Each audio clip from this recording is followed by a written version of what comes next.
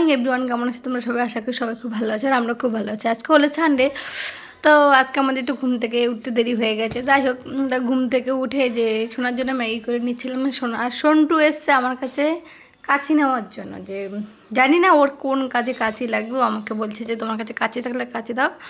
তো আমার কাছে কাঁচি ছিল, আমি বললাম যে ঠিক আছে দাঁড়া, আমি ম্যাগিটা কেটে নিই, ম্যাগিটা আর ম্যাগির মশলাটা কেটে নিই, তারপর আমি তোকে কাঁচি দিয়ে দিচ্ছি। তারপর ম্যাগি হয়ে যাওয়ার পর আমি ডিম সিদ্ধ বসিয়ে দিয়েছিলাম আমাদের জন্য। আর ওর ঠাকুমা বলছে ওখানে ফোন রেখেছো, তুমি কি ভিডিও করছো? আবার দেখতে আসছে কাছে। আমি বলি হ্যাঁ হ্যাঁ আমি ভিডিও করছি। তারপর ম্যাগি হয়ে যাওয়ার পর আমি সোনাকে ম্যাগি খাওয়াতে নিলাম। এবার ও বলছে আমি ফোন দেখে খাওয়াই। বলি দাঁড়া একটুখানি ভিডিও করে তারপর ফোন দেবো। না, আগে ফোন দিতে হবে। আর কি করা যায়, সে ভিডিওটা কেটে দিল, তারপর ফোন থেকে খেয়ে নিল।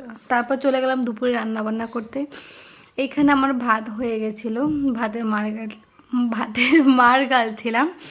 আর আমি যা রান্না বান্না করবো সেগুলো রেডি করে নিচ্ছিলাম। আর কিছু সবজি ওর ঠাকুমাও আমাকে কেটে দিয়েছিল। এই যে আমি এখানে মশলাপাতিগুলো রেডি করে নিচ্ছিলাম রান্না করার জন্য।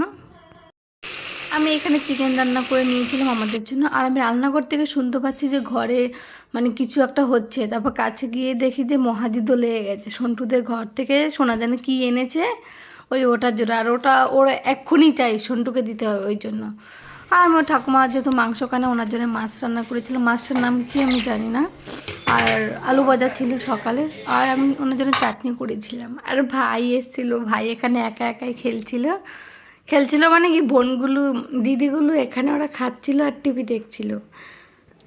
ওই জন্য ভাইকে নিতে পারছিল না কেউই। আর আজকে সোনা বলছিল একা একা খাবে, একা একা তোর খাইনি, শেষে আমাকে খাইয়ে দিতে হয়েছে।